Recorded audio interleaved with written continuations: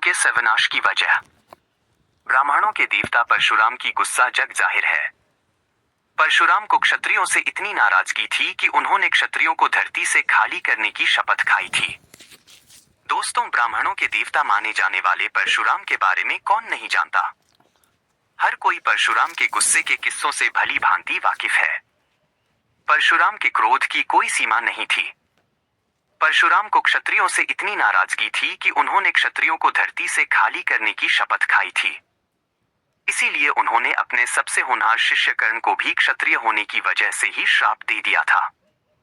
दोस्तों, परशुराम के क्रोध के इसी तरह के कई किस्से व कहानियां प्रचलित है। इन्हीं में से एक है कि उन्होंने पिता के आदेश का पालन करने लिए अपनी मां की हत्या कर दी थी। लेकिन क्या आपको पता है कि उनके पिता ने ऐसा आदेश क्यों दिया था? यहाँ हम बताएंगे आपको पूरी बात। इसलिए कि मां की हत्या। दोस्तों, कहा जाता है कि परशुराम को अमरता का वरदान प्राप्त था। परशुराम का जिक्र आजकल फिर लोगों की जुबान पर है। इसका कारण है कि आजकल दूरदर्शन पर फिर से रामायण और महाभारत का प्रसारण किया जा रहा है और परशुराम का जिक्र महाभारत और रामायण दोनों में मिलता है।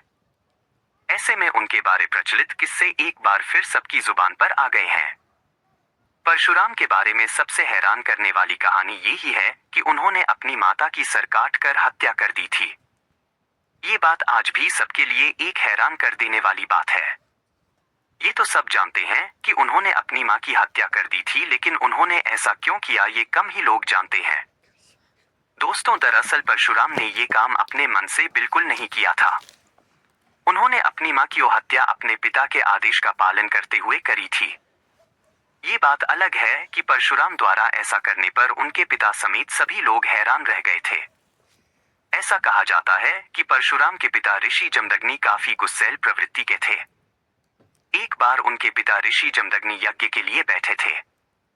तभी उनकी माता रेणुका जल का कलश लेकर जल भरने के लिए नदी गई थी। जब वो नदी में जल लेने गईं तो वहां नदी में गंधर्व चित्ररथ अप्सराओं के साथ जल क्रीड़ा कर रहा था। रेणुका उसे देखने लगी, जिसमें वो इतना तल्लीन हो गई कि उन्हें जल लेकर वापस आने में देर हो गई, जिससे ऋषि जमदग्नि यज्ञ नहीं कर पाए। इतने में यज्ञ के लिए बैठे परशुराम के पिता नाराज हो गए।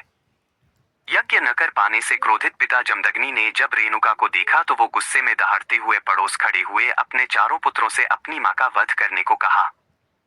बाकी तीनों बेटों ने तो ये बात सुनकर अपना सर झुका लिया, लेकिन इसी बीच परशुराम ने अपना फरसा उठाया। एक ही बार में मां का सिर धड़ से अलग कर दिया। पिता ने दिए वरदान। दोस्तों, परशुराम के ऐसा करने से उनके पिता समेत हर कोई हैरान रह गया, क्योंकि किसी को भी परशुराम से ये उम्मीद नहीं थी। उनके पिता ने नहीं सोचा था कि उनका बेटा उनकी आज्ञा का पालन करने के लिए अपनी मां की हत्या ही कर देगा।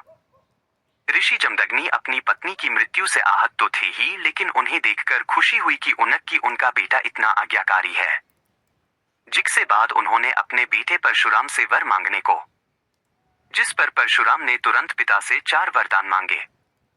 उन्होंने जो वर मां फिर से जिंदा हो जाए, उन्हें ये याद ही नहीं रहे कि उनकी हत्या की गई थी। उनके सभी भाई भी स्तब्ध अवस्था से सामान्य स्थिति में लौट आए। इन्हें अमर होने का वरदान भी दिया, इसलिए कि क्षत्रियों के सर्वनाश की प्रतिज्ञा। दोस्तों, परशुराम के बारे में कहा जाता है कि वो ब्राह्मण होने के बाद भी उनमें क्षत्रियों वाले कर्म व गुण थे। फिर ऐसा क्या हुआ जो वो क्षत्रियों से इतना नाराज हो गए कि उन्होंने क्षत्रियों के सर्वनाश की प्रतिज्ञा कर ली। इसके पीछे भी एक कहानी है कि एक दिन जब परशुराम बाहर गए थे तो राजा सहस्रबाहु है राज के दोनों बेटे कृतवीर अर्जुन और कार्तवीर्य अर्जुन उनकी कुटिया पर आए। उन्होंने राजा द्वारा दान में दी गई गायों और बछड़ों की जबरदस्ती छीन लिया, साथ ही मां का अपमान भी किया। इस बात की जानकारी जब परशुराम को हुई तो उन्होंने क्रोध में आकर राज सहस्रबाहु है राज को मार डाला। दोस्तों, परिणामस्वरूप उसके दोनों बेटों ने फिर आश्रम पर धावा बोला।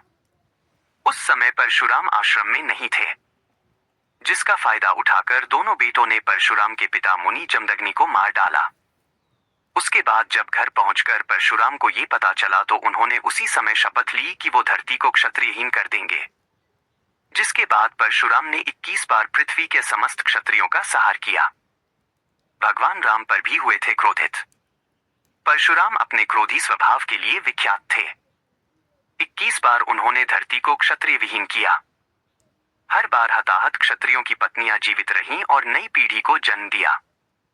परशुराम हर बार क्षत्रियों को मारने के बाद कुरुक्षेत्र की 5 झीलों में रक्त भर देते थे। अंत में पितरों की आकाशवाणी सुनकर उन्होंने क्षत्रियों से युद्ध करना छोड़कर तपस्या की ओर ध्यान लगाया। दोस्तों, रामायण में परशुराम जिक्र तब आता है जबकि राम ने सीता स्वयंवर में शिव का धनुष तोड़ा था। तब वो नाराज होकर वहां आए थे, लेकिन राम से मुलाकात के बाद समझ गए कि वो विष्णु के अवतार हैं। इसलिए उनकी वंदना करके वापस तपस्या के लिए चले गए।